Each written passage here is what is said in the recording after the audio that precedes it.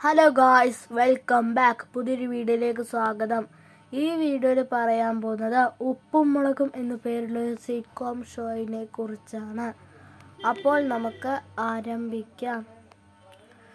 ഉപ്പും മുളകിനെ കുറിച്ച് പറയാനുള്ളത് 12ാമത്തെ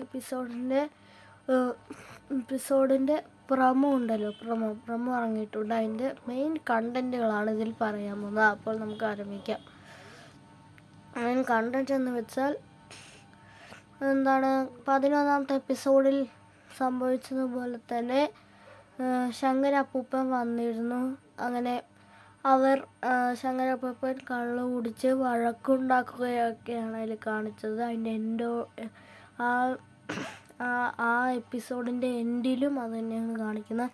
കള്ള് കുടിച്ചിട്ട് ആ ഗൗരി, അതായത് ശ്രീകുട്ടൻ്റെ ഭാര്യ ഗൗരിയോട് പ്രശ്നം ഉണ്ടാക്കുന്നതാണ് കാണിക്കുന്നത്.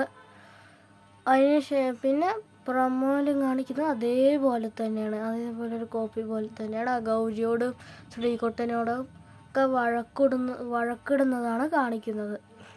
പിന്നെ അതിന് ശേഷം ശ്രീകുട്ടൻ പറയുന്നു, എനിക്ക് ഗൾഫിൽ നിന്ന് ഒരു സമാധാനത്തിന് വേണ്ടിയിട്ടാണ് നാട്ടിലേക്ക് വരുന്നത്. അപ്പോൾ നാട്ടിലേക്ക് വന്നാലും ഒരു സമാധാനമില്ല. ശരി, അപ്പോൾ എന്താണ്, പിന്നെ സുരേന്ദ്രൻ പറയുകയാണ്, അതായത് ബാലുവിൻ്റെ സുരേന്ദ്രൻ പറയുന്നു, നിങ്ങളൊന്നും പോവുക, ആൾക്കാരെ ബുദ്ധിമുട്ടിപ്പിക്കാതെ എന്നൊക്കെ. ആ ദേഷ്യം കൊണ്ട് അങ്ങനെ പറഞ്ഞതാണ്. പക്ഷെ എന്തായി, ശങ്കര മാമൻ അത് സീരിയസ് ആയി എടുത്തു. കേശുവിൻ്റെ നെറ്റിയിലൊക്കെ ഉമ്മ വെച്ചിട്ട് എന്തൊക്കെയോ കൈ കൊടുക്കുന്നുണ്ടായിരുന്നു. ഒരു പൊതി പോലെ എന്തൊക്കെയോ കൈ കൊടുത്തിട്ട് ഞാൻ പോകുന്നു എന്ന് പറഞ്ഞു പോയി. ആരും അത് സീരിയസ് ആക്കി എടുത്തില്ല. എപ്പോഴും പോകുന്ന പോലെ വഴക്കുണ്ടാക്കി പോയതാണെന്നാണ് വിചാരിച്ചത്. പക്ഷെ കേശു അത് സീരിയസ് ആക്കി എടുത്തു. പിന്നെ കുറേ നേരം കഴിഞ്ഞപ്പോൾ സീരിയസ് ആക്കിയിട്ട് 4 പേരും കൂടിയിട്ട് പാറമടയുടെ അവിടെ പോയി നോക്കി. എന്താണ്, കാണുന്നില്ലല്ലോ, കുറേ നേരമായി എന്നൊക്കെ പറഞ്ഞിട്ട്. 4 പേരെന്ന് വെച്ചാൽ ശ്രീകുട്ടൻ്റെ ഭാര്യ ഗൗരിയും കേശുവും സുരേന്ദ്രനും, ഈ 4 പേരും പോയി നോക്കി. അപ്പോൾ